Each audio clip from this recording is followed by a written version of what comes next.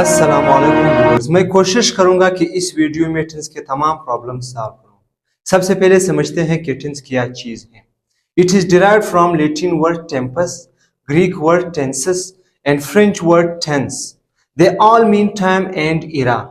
तीनों जबानों से यह लफ्ज निकला हुआ है जिसका मतलब है टाइम एंड इरा। टाइम का मतलब है वक्त, इरा का मतलब है दौर। अब दौर क्या चीज है, वक्त क्या चीज है, मिसाल से समझते हैं। They are speaking English. They were speaking English. दो एग्जाम्पल्स मैंने दिए। दोस्तों, हर टेंस में दो चीजें इस्तेमाल होते हैं, सिर्फ दो चीजें अपने ज़हन में रखना है, एक हेल्पिंग वर्ब और दूसरा मेन वर्ब। अब पहले जुमले को देखिए, they are speaking English. Are इसमें हेल्पिंग वर्ब है और स्पीकिंग मेन वर्ब है।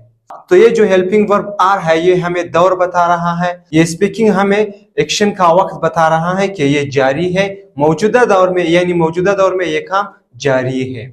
इसी तरह से दे वर स्पीकिंग इंग्लिश। अब देखिए, आर की जगह मैंने वर इस्तेमाल किया तो वर हमें दौर बता रहा है कि ये एक्शन अब जारी नहीं है, ये एक्शन जारी था। स्पीकिंग तो वही स्पीकिंग है, ये हमें एक्शन का जारी वक्त बता रहा है कि ये एक्शन जारी है। और वर हमें बता रहा है कि ये दौर अब नहीं, प्रेजेंट दौर नहीं है, ये पास्ट दौर था, ये एक्शन जारी था। तो इन दो चीजों से आप टेंस का अंदाजा ले सकते हैं, एक हेल्पिंग वर्ब और दूसरा मेन वर्ब। आपको पता है कि एक बात तीन चीजों से बनती है, subject plus verb plus object और कंप्लीमेंट। ये तीन चीजें आप अच्छी तरह से याद कर ले, मुकम्मल टेंसेस आपके समझ में आ जाएगा।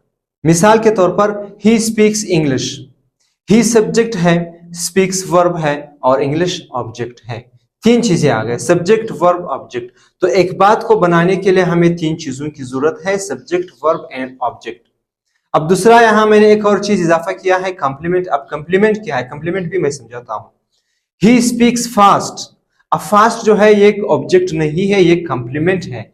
आपने ऑब्जेक्ट को समझना है, ऑब्जेक्ट वो चीज है जो किसी एक्शन को रिसीव कर रहा हो, लेकिन यहाँ फास्ट एक्शन को रिसीव नहीं कर रहा है, बल्कि ये एज ए कंप्लीमेंट इस्तेमाल हुआ है। लाजमी नहीं है कि खामखा ऑब्जेक्ट आ जाए, खामखा कंप्लीमेंट आ जाए, कभी कंप्लीमेंट आ जाता है, कभी ऑब्जेक्ट आ जाता है। इस पर मैंने अलग वीडियो बनाई है, S V O subject verb object, वो देख लें, इंशाल्लाह अच्छी तरह से समझ में आ जाएगा। कभी कभी ना ही ऑब्जेक्ट होता है ना ही कंप्लीमेंट होता है। मिसाल के तौर पर,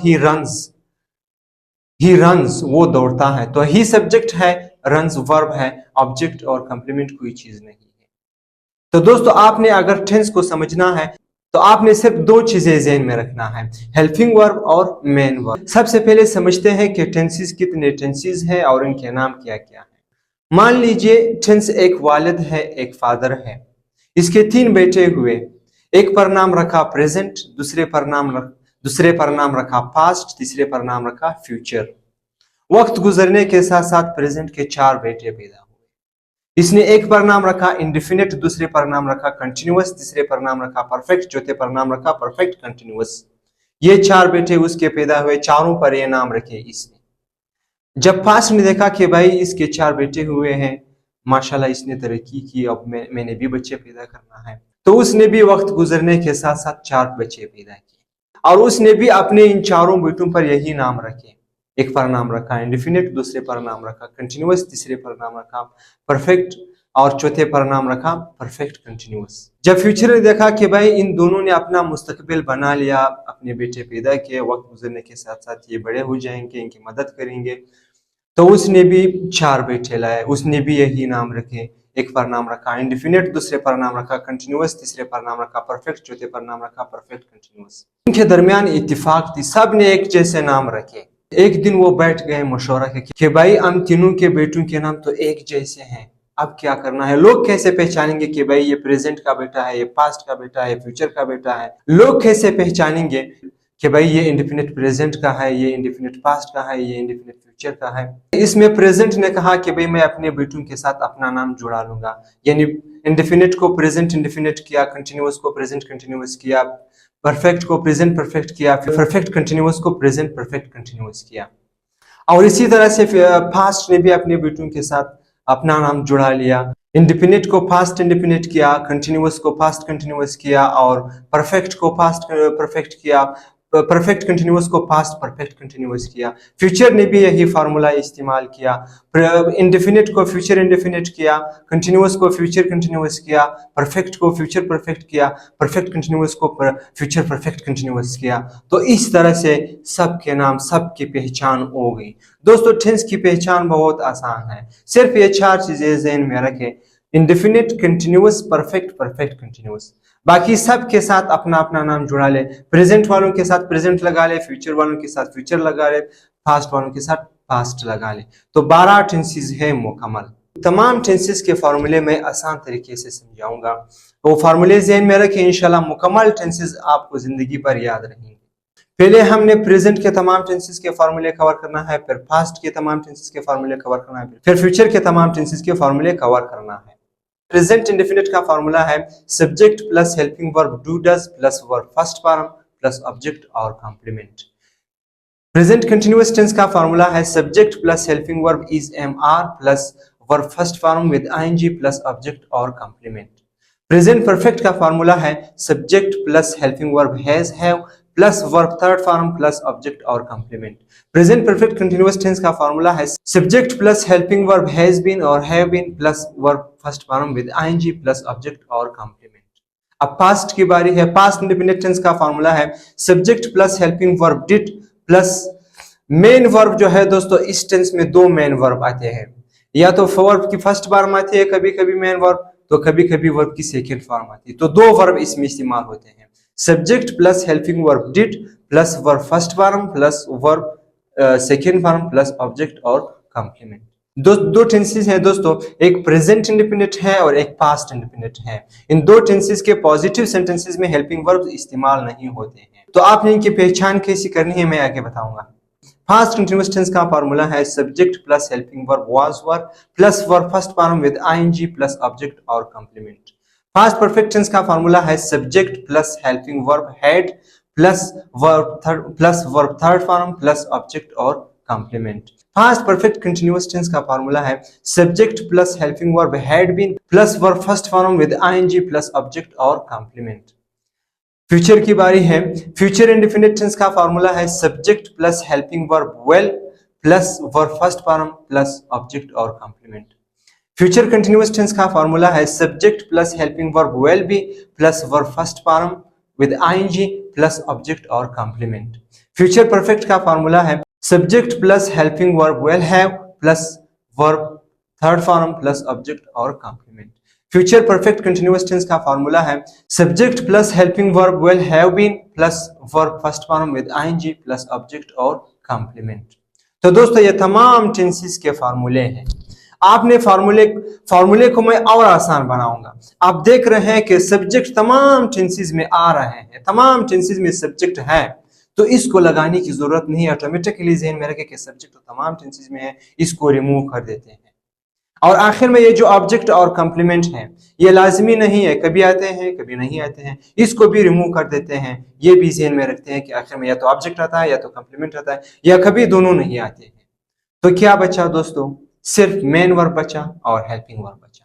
अब आप टेंस को कैसे पहचानेंगे कि भाई ये प्रेजेंट इंडेफिनिट है, ये पास्ट इंडेफिनिट है, ये फ्यूचर इंडेफिनिट है, ये प्रेजेंट कंटिन्यूअस है या प्रेजेंट परफेक्ट है या परफेक्ट कंटिन्यूअस है। आपने फार्मूले में सिर्फ एक चीज को देखना है, वो है हेल्पिंग वर्ब।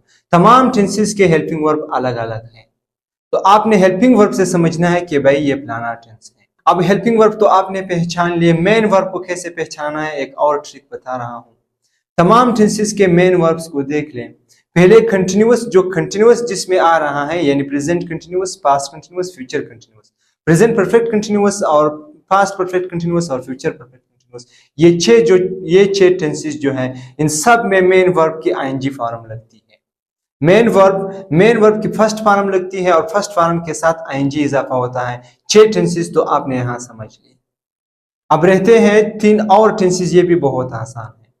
तमाम परफेक्ट टेंसों में वर्ब की थर्ड फॉर्म लगती है, present perfect, past perfect, future perfect, तमाम टेंसेस में वर्ब की थर्ड फॉर्म लगती है। अब बचे हैं सिर्फ 3 tenses, present indefinite, past indefinite, future indefinite. Future indefinite को देख लें, इसमें हेल्पिंग वर्ब वेल लगता है और वर्ब की फर्स्ट फॉर्म इस्तेमाल होती है, ये भी तो याद होगी। अब दो टेंसेस रहते हैं, प्रेजेंट इंडेफिनिट और पास्ट इंडेफिनिट। जैसे मैंने कहा था कि इनके पॉजिटिव सेंटेंसेस में हेल्पिंग वर्ब्स इस्तेमाल नहीं होते हैं, और पास्ट इंडेफिनिट टेंस में वर्ब के दो फॉर्म्स इस्तेमाल होते हैं, फर्स्ट फॉर्म और सेकंड फॉर्म दो। ये कैसे, ये मैं बताने जा रहा हूँ। पहले प्रेजेंट इंडेफिनिट को समझते हैं। दे स्पीक इंग्लिश, सब्जेक्ट आया, वर्ब की फर्स्ट फॉर्म आई और ऑब्जेक्ट आया। आपने वर्ब की फर्स्ट फॉर्म को देखना है, ये दौर भी बता रहा है और वक्त भी बता रहा है, ये इंडिपेंडेंट है। फास्ट प्रेजेंट इंडिपेंडेंट में वर्ब की फर्स्ट फॉर्म लगती है, और इनके नेगेटिव इंटरोगेटिव और नेगेटिव इंटरोगेटिव सेंटेंसेस में या डू इस्तेमाल होता है या डज इस्तेमाल होता है। इंशाल्लाह दोस्तों हर टेंस पर मैं अलग अलग वीडियो बनाऊंगा, इनके अंदर कुछ रूल्स है, वो रूल्स हमने कवर करने हैं, फिर हमें टेंसेस याद होंगे। ये सिर्फ एक रिव्यू है। फास्ट इंडिपेंडेंट टेंस में वर्ब के दो फॉर्म्स इस्तेमाल होते हैं, यानी फर्स्ट फॉर्म और सेकंड फॉर्म। अब फर्स्ट फॉर्म कहाँ इस्तेमाल होती है और सेकंड फॉर्म कहाँ इस्तेमाल होती है। They spoke English, they did not speak English. अब इन दोनों जुमलों को गौर से देख लें। पहला सेंटेंस पॉजिटिव है और इसमें वर्ब की सेकंड फॉर्म लगी। ये चीज ज़हन में रखें, पूरे इंग्लिश के ग्रामर में ये जो वर्ब की सेकंड फॉर्म है, ये सिर्फ पास्ट इंडिपेंडेंट टेंस के पॉजिटिव सेंटेंसेस में आते हैं, कहीं और इसका इस्तेमाल नहीं है। ये बिल्कुल कहीं पर भी इस्तेमाल नहीं होता है। वर्ब का second form, first form, third form क्या है? मिसाल के तौर पर eat, ate, eaten. Eat first form है, एट सेकंड फॉर्म है और ईटन थर्ड फॉर्म है। ये जो सेकंड फॉर्म्स है ये सिर्फ पास्ट इंडिपेंडेंट टेंस के पॉजिटिव सेंटेंसेस में इस्तेमाल होते हैं, बाकी थर्ड फॉर्म्स और फर्स्ट फॉर्म की बहुत इस्तेमाल है इंग्लिश ग्रामर में। They did not speak English. अब देखें, जब हेल्पिंग वर्ब डिड आया तो वर्ब की सेकंड फॉर्म चलेगी, यहाँ वर्ब की फर्स्ट फॉर्म इस्तेमाल हुई। स्पोक के बजाय स्पीक इस्तेमाल हुआ। ये दोनों एक दूसरे के मुखालिफ हैं। जब डिड आता है तो सेकंड फॉर्म इस्तेमाल नहीं होता है, जब सेकंड फॉर्म इस्तेमाल होता है तो डिड नहीं आता है। ये दोनों एक दूसरे के मुखालिफ हैं, ये दोनों एक दूसरे को नहीं छोड़ते हैं। डिड कहता है अगर मैं आया तो आपको मैं नहीं देखना चाहता हूँ, और सेकंड फॉर्म कहता है अगर मैं आया तो मैं आपको नहीं देखना चाहता हूँ। दोस्तों ये सिर्फ एक मुख्तसर रिव्यू थी टेंसेस। वन बाय वन हर एक टेंस पर मैं अलग अलग वीडियो बनाऊंगा, इंशाल्लाह समझ में आ जाएगा। Thanks for watching.